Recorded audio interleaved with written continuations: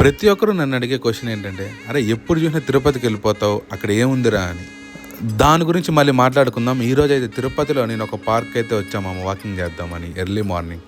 నేను సిటీలో ఉన్నప్పుడు నా నెత్తి మీద ఒక భారీ అగ్నిపర్వతం అయితే మోహినట్లు ఫీల్ ఉంటుంది మామ. అది ఎందుకో తెలియదు మరి. నేను తిరుపతికి వస్తే మాత్రం ఆ బరువు అయితే పోయినట్టు ఉంటుంది మామ. చాలా ప్రశాంతంగా ఉంటుంది. ఒక్కసారి ఇది చూడండి మామ.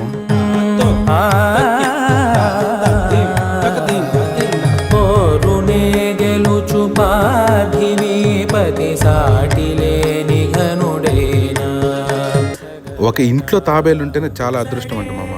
మరి ఇక్కడ ఇన్ని తాబేళ్ళు ఉన్నాయి, మరి ఇక తిరుపతిలో ఉండడం ఎంత అదృష్టమో. మరి మా తిరుపతి వాళ్ళు కూడా ప్రతి రాష్ట్రంలో ప్రతి దేశంలో ఉన్నారు మామ. కానీ వాళ్ళకి ఎక్కడ దొరకని ప్రశాంతత ఇక్కడికి వస్తే మాత్రం ఖచ్చితంగా దొరుకుతుంది. తిరుపతిలో ఇది జస్ట్ ఒక్క పార్క్ మాత్రమే. ఇంకా తిరుపతి మొత్తం కానీ మీరు చూసారంటే అస్సలు వదిలి వెళ్ళరు మామ.